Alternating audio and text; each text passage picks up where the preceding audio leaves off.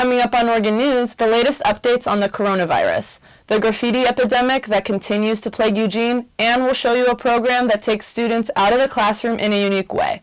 All that and more coming up next.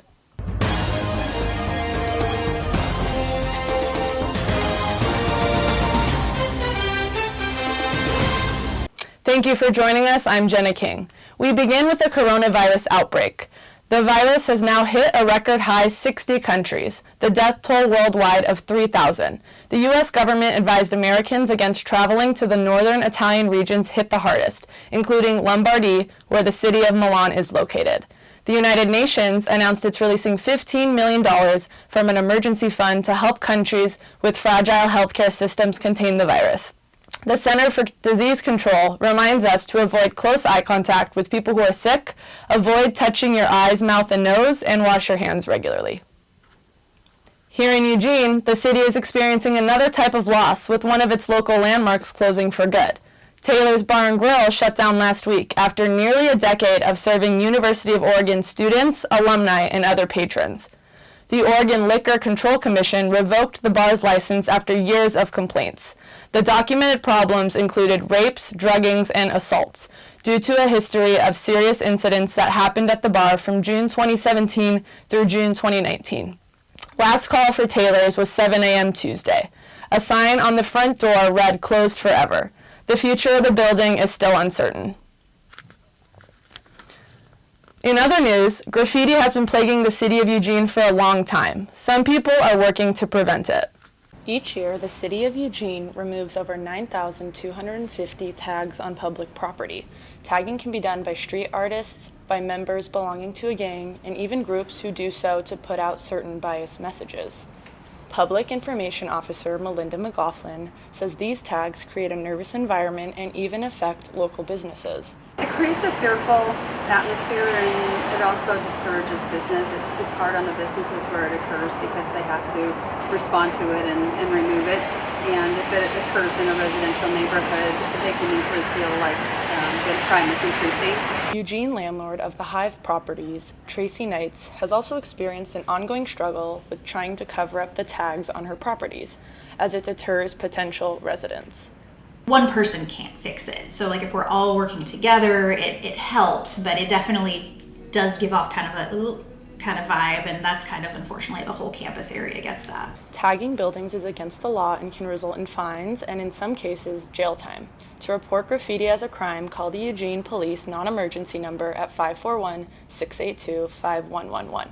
When we come back, we'll take a look at a program that exposes journalism students up close and personal to climate change. We'll also check out the weekend weather forecast. Stay with us.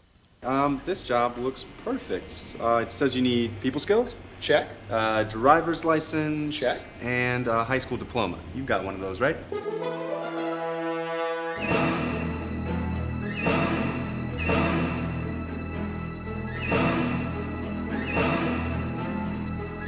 Skip the drama. Get your diploma. I got that. You are good to go. Take that first step towards a better future. Find free adult education classes at finishyourdiploma.org. Not all learning at the School of Journalism and Communication takes place in the classroom. Students in the Science and Memory program travel to areas affected by climate change, taking their education up close and personal. From the icy glaciers in Alaska, to the tropical climate in Ghana, and even to our backyard right here in Oregon, the Science and Memory program is an experiential learning and creative project dedicated to telling complex stories of adaptation to climate and environmental change. This science communication program began 8 years ago through various faculty members in the School of Journalism and Communication. UL master student Adam Spencer describes his reason to become part of such a skillful group. I'm really interested in how to get people to engage with nature and to consider themselves a part of nature. So that's what I've tried to do with photography and filmmaking, and now this is another way to actually bring these exotic environments to people and immerse them into it. The group meets weekly and is comprised of a select few students. Every year they travel to a new destination to study the research that is being done and ways they can use new media to tell stories. But definitely being part of Science and Memory has taken that to a completely different level that puts you more on the forefront as well as getting to work alongside researchers, scientists, and really getting to be a part of experiences that not a lot of other students can say they've been a part of. Previous work from their travels are displayed throughout Allen Hall. To keep up with the group on their next adventure, please visit scienceandmemory.uoregon.edu. The team sets off on its next expedition to Hawaii on March 18th. Now on to weather. Spring will soon be upon us as things are finally starting to warm up in Eugene. Today, temperatures will reach a high of 56 and a low of 35. There's not much chance of rain, so feel free to leave your umbrella at home. Looking ahead to Saturday, it will continue to warm with temperatures reaching a high of 61 and a low of 39. And Sunday's temperatures reaching a high of 46 and a low of 34 with a chance of showers. If you're headed up to Portland for the weekend, you might want to grab your rain boots.